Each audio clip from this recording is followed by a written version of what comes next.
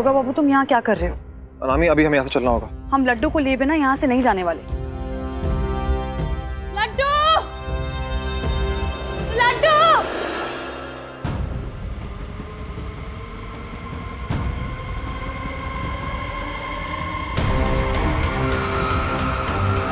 लड्डू! लड्डू!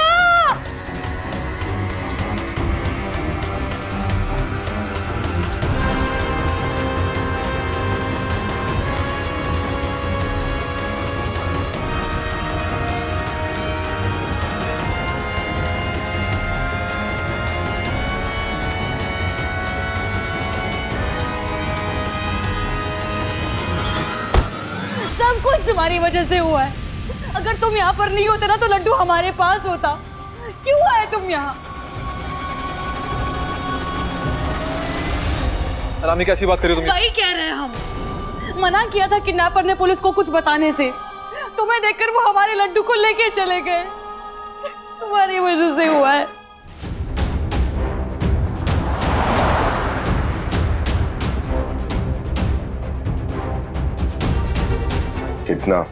कितना पैसा देती है मैडम तुमको? हमारी साइड आ जाओ और छोड़ दो हमको। खोल दो, ये खोल दो। इसे करने क्या वाली तुम्हारी मैडम? हमको तो लगता है कि छोड़ेगी नहीं, हमको जान से ही मार देगी ना। मरने वाले का आखिरी इच्छा तो पूरा करते हैं। मरने से पहले एक पान खिलवा लो।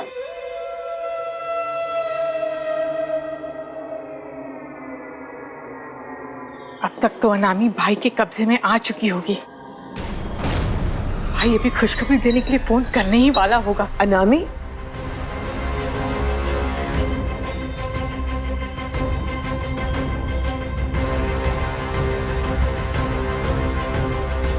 कहाँ चली गई थी बेटा? तुम्हें पता है हमें कितनी फिक्र थी। ये यहाँ क्या कर रही है? इसे तो भाई की कैद में होना चाहिए था। अधिराज, लड्डू का कुछ पता चला? नहीं मैम, अभी तक तो कुछ नहीं। अनामी, अचानक उठकर कहाँ चली गई थी तुम? बड़ी बेगम, हमें किडनैपर का फोन आया था। उसने हमें किसी पुरानी फैक्ट्री पे बुलाया था। जब हम वहां पर गए तो वहां कोई नहीं था।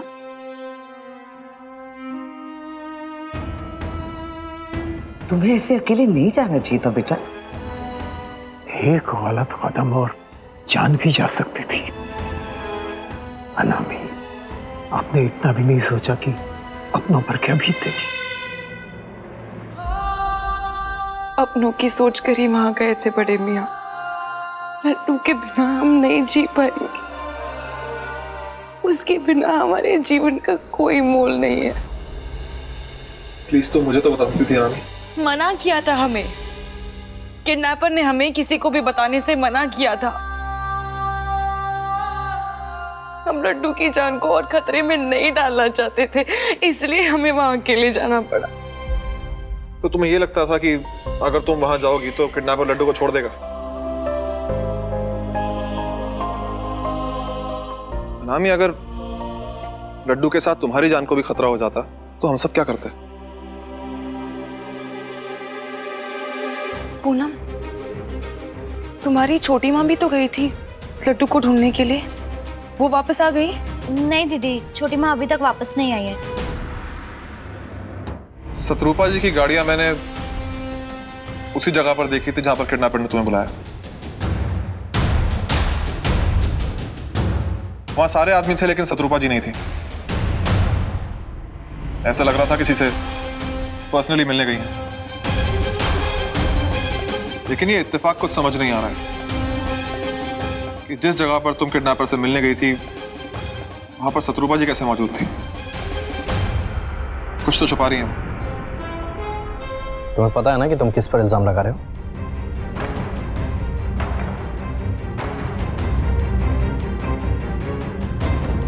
जहां तक हम शत्रुपा को जानते हैं, वो खुद लड्डू को ढूंढने निकली होगी, क्योंकि उसे पता है कि 40,000 की नौकरी करने वाले ऑफिसर के लिए किसी की जान की कीमत उतनी नहीं हो सकती है जितनी उसके अपनों के लिए है। और अगर शत्रुपा वहां थी तो तुम भी तो वहीं थे ना? तुमने क्यों नहीं बचाया लड्डू को? या फिर कहीं ऐसा तो नहीं कि तुम लड्डू को बचाना ही नहीं चाहते हो? या शायद तुमने ही लड्डू को किडनैप कराया?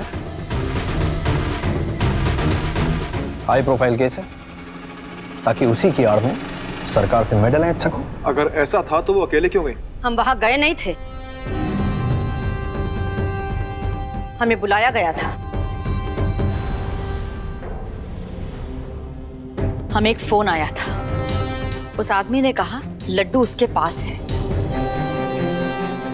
हमने अपने लोगों को इकट्ठा किया और लड्डू को छुड़ाने के लिए चले गए उसके पास, पर पता नहीं उसको कैसे हमारे प्लान के बारे में पता चल गया।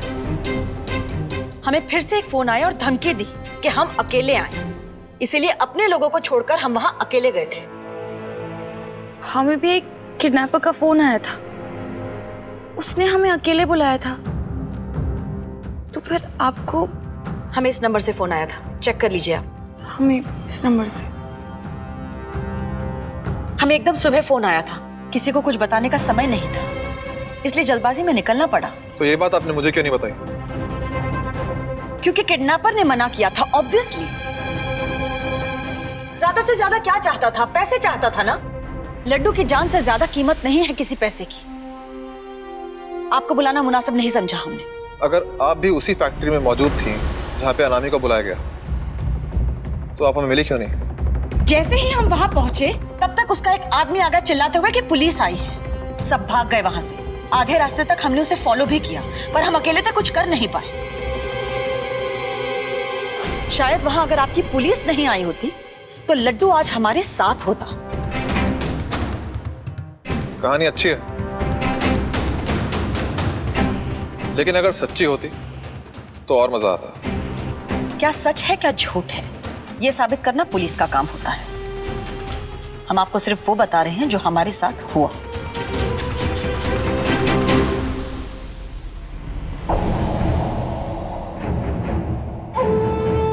और तुम्हारी हिम्मत कैसे हुई इतना बड़ा कदम अकेले उठाने की, बिना किसी को कुछ बताए? अनामी, तुम इतनी बड़ी नहीं हुई हो कि किसी को कुछ बताने की जरूरत नहीं समझी तुमने। बड़े नहीं हैं इस घर में।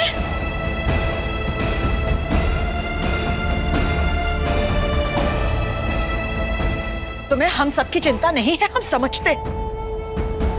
तुम्हें पंडितान की चिंता भी नहीं है, मुरारी पाठक की भी चिंता नहीं है। अगर तुम्हें कुछ हो जाता तो उन्हें हम क्या जवाब देते अनामी?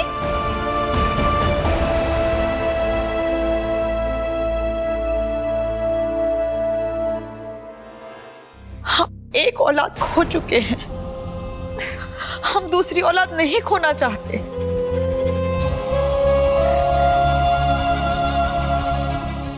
तुम्हें लड्डू चाहिए ना?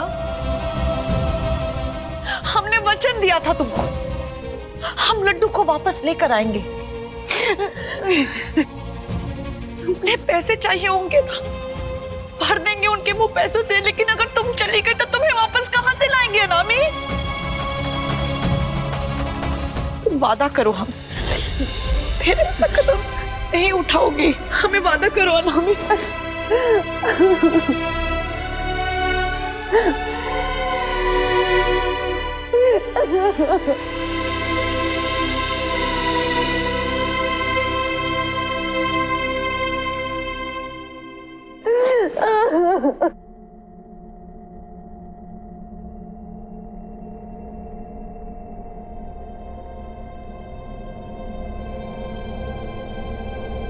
रुस्तम फोन क्यों नहीं उठा रहा है? कहाँ चला गया ये?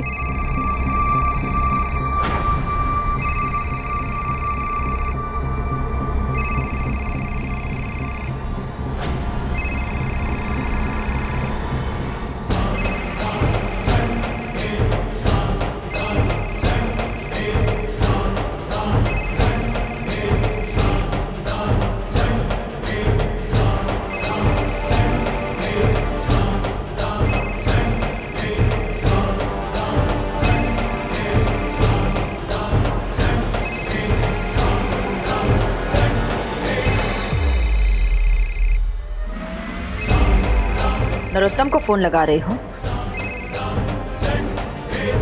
ये लो।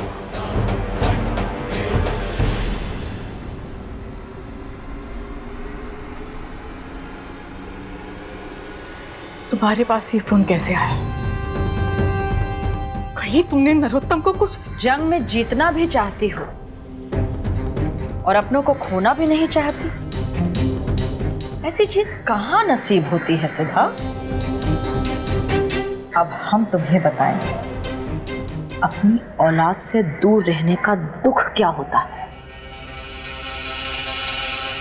हम जानते हैं लड्डू को तुम्हारा भाई पुरुषोत्तम लेकर भागा है।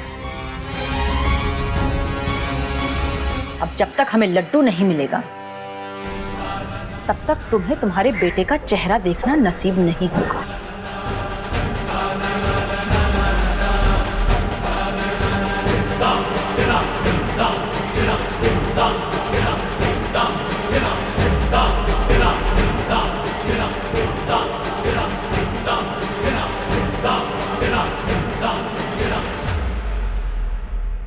ये तुम सही नहीं कर रही हो।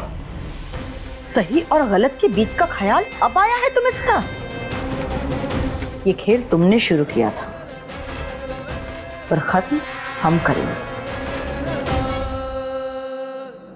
नरोत्तम को इस सब के बीच में क्यों ला रही हो? उसका तो कुछ लेना देना ही नहीं है। दो हाथियों के बीच जब लड़ाई होती है ना, तब नीचे की घास का भी उस लड़ाई से कोई लेना देना नहीं होता, पर कुचली जाती है बेचारी घास। अब नरोत्तम की जिंदगी तुम्हारे एक छोटे से फैसले पर टिकी हुई है। अगर नरोत्तम की जान चाहती हो तो हमें हमारी चीज वापस लौटा दो। और ये फैसला जरा जल्दी लेना सुधा, नरोत्तम के पास ज्यादा समय नहीं है।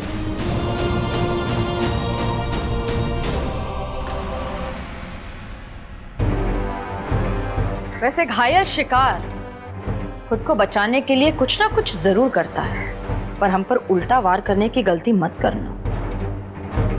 ये तुम्हारी एक गलती की वजह से हम तुम्हारे वंश का नामो निशान मिटा देंगे।